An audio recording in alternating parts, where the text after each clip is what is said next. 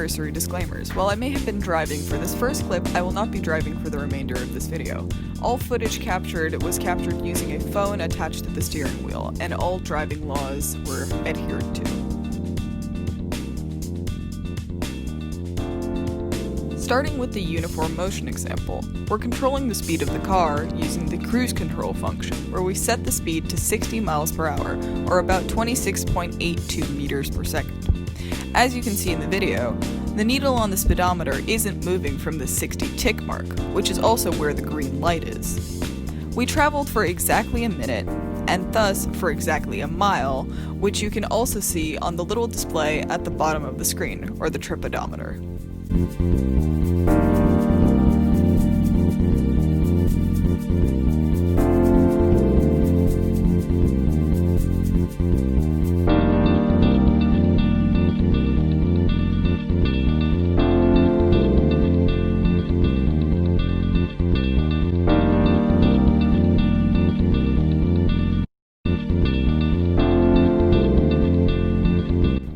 Since there's a constant uniform motion and the speed doesn't change over the course of the experiment, the distance the car has traveled is increasing at a constant rate.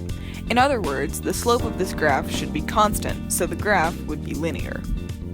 Uniform motion entails that the car is going the same speed the entire time. This prerequisite means that the velocity is constant, and therefore, the graph would be a line with a slope of 0 and a y value of the velocity, which in this case is 60 miles per hour. Given that velocity is constant, there is no acceleration, meaning that the acceleration should be 0. Hence, the graph would be a straight line along the time, or x-axis.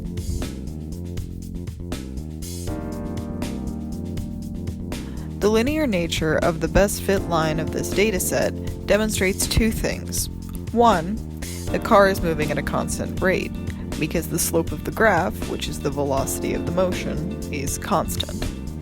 Two, the slope demonstrates that the car is moving the same distance, or has the same displacement, over equal time intervals, which in this case are 10 seconds.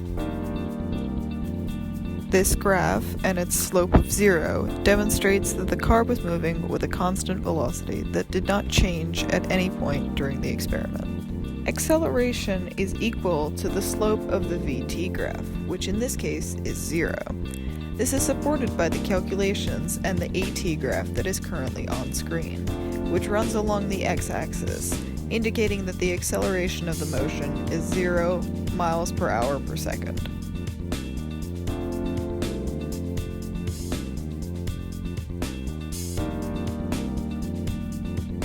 The dt graph in this experiment is linear.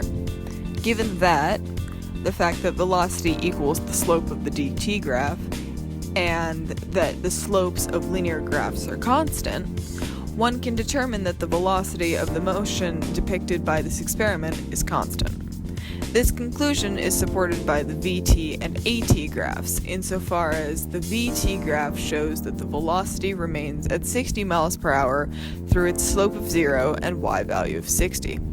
The AT graph corroborates this point by showing that there is no acceleration, since the graph remains along the x-axis. By definition, a motion with constant velocity and an acceleration of 0 is a uniform motion. Hence, this experiment and this data depicts a uniform motion. Next, we're going to cover the uniform positive acceleration example. We're going to achieve uniform positive acceleration by using the fixed transmission gear in manual mode to eliminate any errors related to gear shifting. While in fixed gear, we're going to gradually accelerate from the speed of 20 miles per hour to 60 miles per hour, as seen in the video. The use of the fixed gear makes sure that the gear ratio between the engine and the axle, or the wheels, is going to stay the same. Hence, the only thing changing is speed via constant positive acceleration. The velocity will be measured using the speedometer, and the displacement will be measured using the odometer. The tachometer, or the big dial on the right, which measures RPMs, will demonstrate the uniformity of the acceleration through the smooth increase of the engine's RPMs.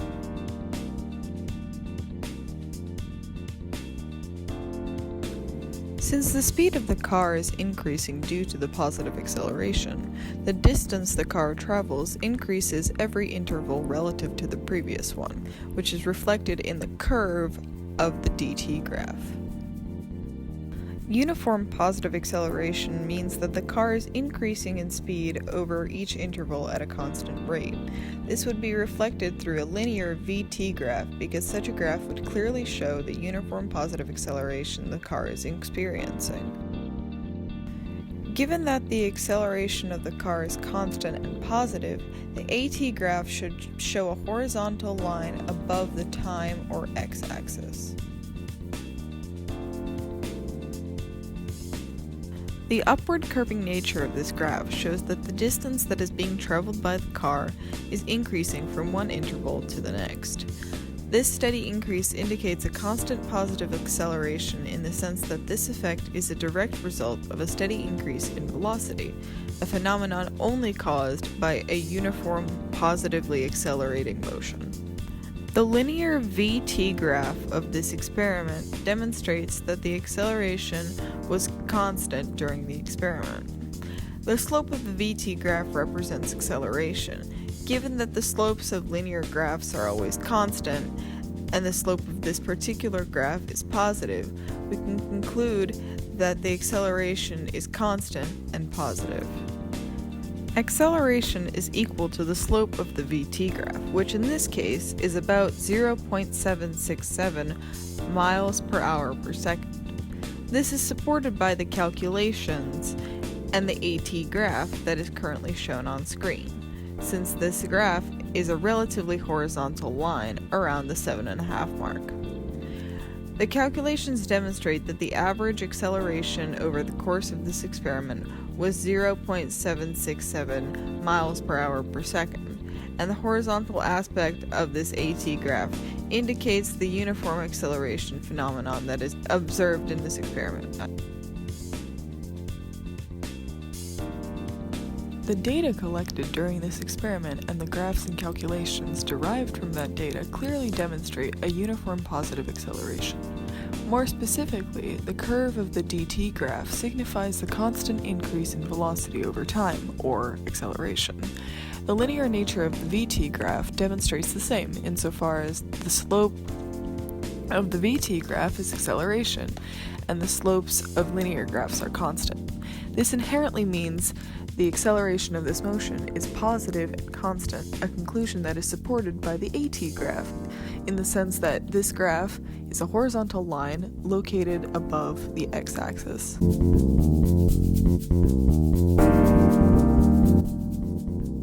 Finally, we're going to take a look at the uniform negative acceleration example, where we're going to slow down from a speed of 60 miles per hour to 20 miles per hour.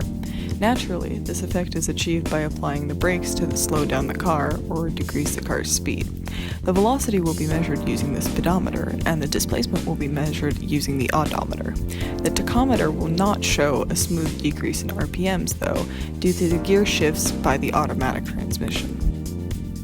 Since the speed of the car is decreasing because of the negative acceleration, the distance the car travels decreases over every interval relative to the previous interval, which is reflected in the curve of the dt graph since it's negative. Uniform negative acceleration means that the car is decreasing its speed over each interval at a constant rate. This would be reflected through a linear VT graph with a negative slope, because such a graph would clearly show the uniform negative acceleration the car is experiencing through its negative and constant slope. Given that the acceleration of the car is constant and negative, the AT graph should show a horizontal line below the time or x-axis.